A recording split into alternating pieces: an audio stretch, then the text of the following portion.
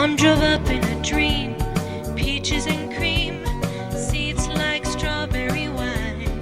I'm 16, and that's beautiful. Can you drive? It's all ghost flames and swirls. That paint is pearl, chrome that sparkles and shines. All right, we are here with Jeanette DesJardin from Car Chicks. Jeanette, thanks for meeting me here, and this is actually our first meeting. I know, it's amazing. So I was a co-host on your radio show for about a year, and we never got to meet in person. No. And there's still like an argument on who is exactly taller. Depending on how Teresa does her hair, she may have an inch or two on me, but that's all right. Well, I've got a lot of hair. My hairdresser says it's all moving thicker in the head. It's beautiful. Oh, well, thank you. It's just a lot of hair. It's good. But anyway, we are here at SEMA, and what I want to start with is, Jeanette, let's talk a little bit about how we, each other, started what we do and why we're here today. So tell us about Car Chicks and how you evolved to that. Sure. So Car Chicks, I own Car Chicks. It's a motorsports organization for women. We advertise and promote women in motorsports and the automotive industry. We started doing a number of different events, mostly like breast cancer fundraisers and ladies only drag races. But how it got started, when I was a teenager, I wanted to open up an all-girl garage. Oh, you did? I did. I did not. I don't think you ever told me that. No, I wanted to open up an all-girl garage, okay? And I was like, oh yeah, it's gonna be, I'm gonna be rolling in the dough because, guys want to see women, wash or work on their cars, and women trust women to not rip them off. So I was like, win-win. Right. And I had this funny idea that, like, if I went to college, I was guaranteed to be like a millionaire, like when I graduated. and who gave you that vision? I don't know. Like, was it something you just came up with? something I thought, as a teenager. So when that dream was shattered, that you're not going to be a millionaire just going to college, because that's not what happens, people. So anyway, so I did the next best thing. I bought the domain name, which was carchicks.com. Oh, okay. And I bought it for like $7, And this was how long ago? Gosh, I was like 16. So oh, wow. So you were really 15, young and energized. I mean, 15 years ago. Okay. But, I didn't... I'm still young at heart, thank you. But I didn't do anything with it. I just kind of let it sit there and figured one day I'll do something with it. And it wasn't until I started working at Great Lakes Dragway that I started meeting women racers. Okay. And so I was like, wow, this is cool, And so I launched the website as a way just for me and some of the local gals at Great Lakes Dragway to talk to each other. Okay. To share videos, to share pictures, to share stories, to talk about boys, That's what girls love to talk about, right? Who had the better burnout last weekend, that In the guys or the girls? Well, I guess both. Careful on the But yeah, and so we launched the website. A couple days later, it crashed because there was too much traffic going to it. Our server couldn't support it, so spent the next day or two, like 24-hour period, redoing the website. And we launched it as a forum. That was like 8 years ago. And the forum thing was pretty cool for a while. We had people from all over the world that were on there communicating with us, talking with us, and it was actually mostly men. So Car Chicks was about women, but it had mostly men that supported us and wanted to talk to us about cars. Isn't that cool? Yeah, it's pretty cool. And then this thing called Facebook came around, and why participate in the forum? So we changed how we delivered content. So instead of people directing the content on a forum, because it's absolutely generated, we switched the script, and then we started bringing you the content. So we started saying, this is what you're going to read. And she actually has almost 100,000 likes on her Facebook, and I got to tell you, they're real likes. They're not paid for. No, because a lot of companies can actually pay for likes, and they're not real. That's true. And and the other thing, I also own an internet marketing company, and so now how did that come about? I mean, did you go to college for the automotive side, or did you go to college for the networking side? Both. And so I actually went to automotive school when I was 15 years old, and just learned some skills. And I started working at mom and pop garages and at dealerships, just doing some basic stuff like oil changes, brake jobs, tire rotations, tire changes, and some off, I don't know, like, hey, I got, a bear ate my radiator, can you replace it for me type stuff. I was living in Wisconsin. And if you live in Tahoe, that could be a possibility. Right. We got bears up there. Right, and so just learning some skills like that, that's what I did my whole journey through college. I was on the 6-year plan. Yeah. Did it take 6 years? It took 6. Well, at least you're on track. For Yeah. me, I wanted to be a mechanic ever since I was a little kid. I mean, my mom and dad would give me toys for Christmas. I wanted tools. And I remember one time, how kids, you go and shake your presents, like, oh my Right. God, what'd they get us? What did they get? And this one rattled a lot. I thought, this is a socket set. Teresa, I know you were shaking those presents. That one's going back to the store. That's what my mom would do. No, what it was ended up being an electric curlers. Oh, wow. I don't know if you've ever seen those. I still have. Yeah, right. I don't curl my hair. This is my hair.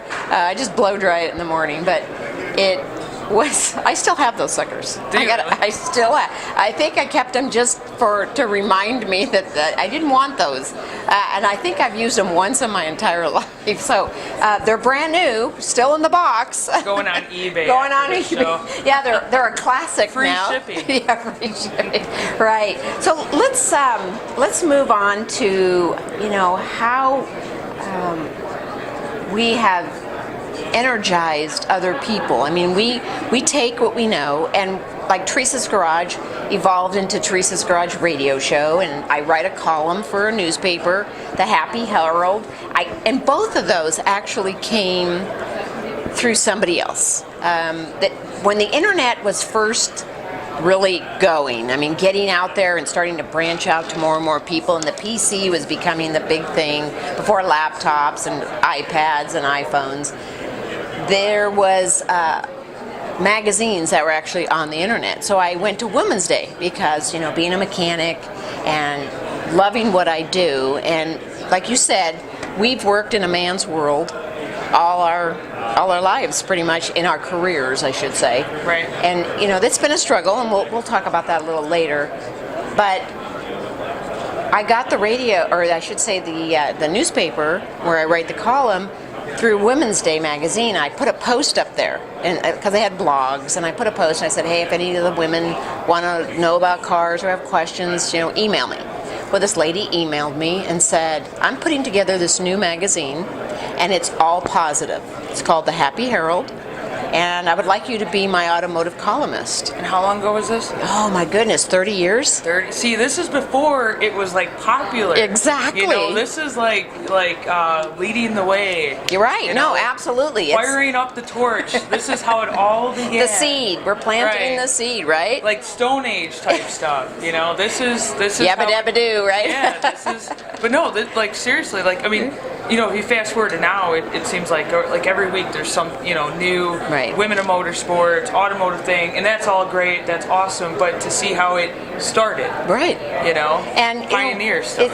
Everything that I have done almost in my lifetime, in my career, I've been the first woman doing that for that company. Like the first mechanic for the school district in the state to be a heavy-duty mechanic. Porsche Cars North America came here. I was actually the first female they hired to do what I did at the PDI Center. I ran the dynamometer for half a day, and then I repaired the vehicles that were brand new that were shipped, because they actually sent them on a ship across the waters from Germany, and it took 3 months. And I was always amazed because when they got here, they got to the Bay Area on the West Coast, and then they were trucked up to Reno, and then we had to prep them to go to the dealerships, and every car was sold. Every car was already pre-sold. And so we had to pump out about 50 cars a day. And there was another girl that was in there who wanted to do what I did, but she didn't have the skills. And we were going through a time where women were fighting for equality. Sure. And so they put quotas on companies. You had to have so many women doing these jobs. Okay. Well, but the problem was they were hiring women that weren't qualified a lot of the times. And the ones that were qualified were having to suffer from the ones that weren't qualified. Sure. You know, we go from one spectrum to the other. You know, it's like, oh my gosh, we're not doing this right. We need more of these. So what do? They put quotas on it, and then you just hire so you have numbers. Right. You don't necessarily get the quality, you get the numbers. Right. And that skews the whole system up, I think, because it really messes up the ones that really want to do it. Right. You know, you're struggling and you become a number, and that's not what I wanted to be. This is what I love to do. Yeah, the passion. Yeah, I had the passion. You can't teach passion. No, you But can't. you can teach skills. Right. So in my opinion, it's like, so say I had, a bunch of candidates that had no skills at all, but someone had heart, someone had passion. I mean, you can't teach that. No. You can teach skills. Right. I can teach that person to change a tire. No, absolutely. But no. I can't teach that person to have work ethic and show up to work every day and like changing tires. No. No, so true, so true. So, that was a stepping stone. Everything that I've done and everything you've done is a stepping stone. And you've got a lot more time in your life than I do to continue my vision. I'm going to do it till the day that I die, I can tell you that. And I know you're going to be the same way, because every year you branch out, you find something new, you innovate, you inspire, you empower, and that's the same thing that I'm trying to do with other women. That's the same thing that's happening with Teresa's Garage Radio Show. Yep. I mean, if you think since the last year, since I left as the co-host, I mean, and it was a sad day. She was very sad about it. But I mean, now you guys are with the Pulling Radio Network. Right, Yes. you guys So we're syndicated out of New York, play 5 every days day. a week. Yeah, Right. noon on Pacific time, and we're also 3 o'clock or p.m., 3 p.m. Eastern time. new sponsors. We don't have a lot of sponsors. The radio show here locally, 1180 AM KCKQ, actually takes care of the sponsors for us. But we're always looking for sponsors, and we're branching out. I mean, we're here at SEMA. Right. But we're going to take a commercial break, and we'll be right back.